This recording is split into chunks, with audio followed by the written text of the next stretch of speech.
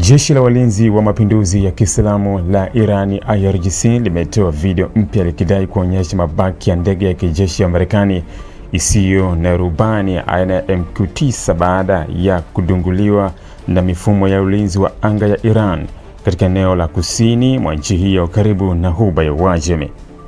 Tukio hilo limeibua mjadala mkubwa wa kijeshi duniani, huku Iran ikisema hatua hiyo ni ushahidi wa uwezo wake wa kulinda anga lake dhidi ya kile ilichokiita uchokozi wa kijeshi wa Marekani.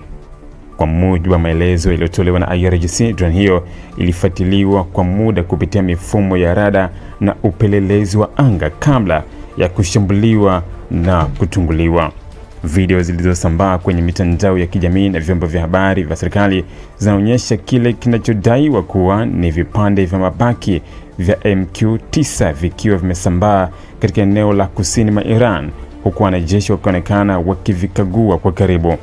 Maafisa wa kijeshi wa Iran wamedai kuwa operesheni hiyo ilifanyika kwa mafanikio makubwa na kuonyesha kuwa vikosi vya ulinzi vya taifa hilo vina uwezo wa kugundua na kuharibu ndege za kisasa za kivita. Iran imeeleza kuwa drone hiyo ilikuwa ikifanya shughuli za upelelezi katika eneo nyeti karibu na mipaka yake ya kusini wakati ilipolengwa. Serikali ya Iran imeendelea kusisitiza kuwa haitaruhusu uwepo wa kile inachokiita operesheni za kijasusi za Marekani karibu na anga au maeneo yake ya kimkakati, hasa katika kipindi hiki ambacho mvutano wa kijeshi kati ya pande hizo mbili umeendelea kuongezeka. Maafisa wa IRGC wameonya kuwa hatua hiyo inapaswa kuwa ujumbe wa wazi kwa Marekani na washirika wake kwamba Iran iko tayari kujibu kwa nguvu dhidi ya tukio lolote litakalotafsiriwa kama tishio kwa usalama wa mataifa. Katika taarifa zao, viongozi wa kijeshi wa Iran wamekuwa wakisema kuwa mifumo yao ya kisasa ya ulinzi wa anga imeimarishwa kwa kiwango kikubwa katika miaka ya hivi karibuni ili kuzuia mashambulizi ya ghafla au operesheni za siri kutoka mataifa ya kigeni. MQ-9 inayodaiwa kudunguliwa ni moja drones za kisasa zaidi zinazotumiwa na jeshi la Marekani katika operesheni zake duniani. Ndege hiyo hutumika kwa upelelezi wa kijeshi, ukusanyaji wa taarifa za kiintelijensia pamoja na mashambulizi ya kulenga shabaha maalum. Ina uwezo wa kubeba silaha zenye usahihi mkubwa, kuruka kwa saa nyingi bila kutua, kufuatilia maeneo makubwa kwa wakati mmoja, jambo linaloifanya kwa sehemu muhimu ya operesheni za Marekani katika Mashariki ya Kati. Tukio hili linajiri wakati hali ya taharuki ikiendelea kutanda katika eneo la Mashariki ya Kati kufuatia mfululizo wa matukio ya kijeshi kati ya Iran, Marekani na washirika wao.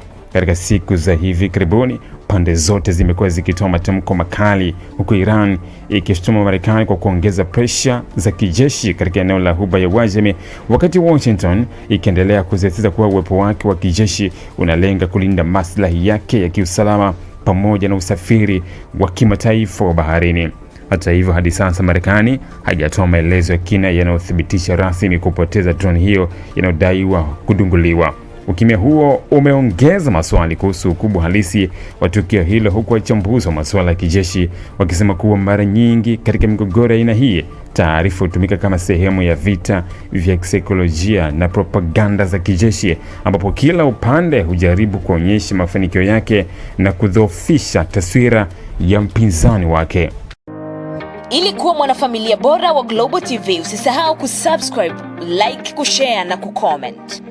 Baada ya kusubscribe, bonyeza alama ya kengele ili kupata taarifa kwa kila video inayopanda Global TV Online.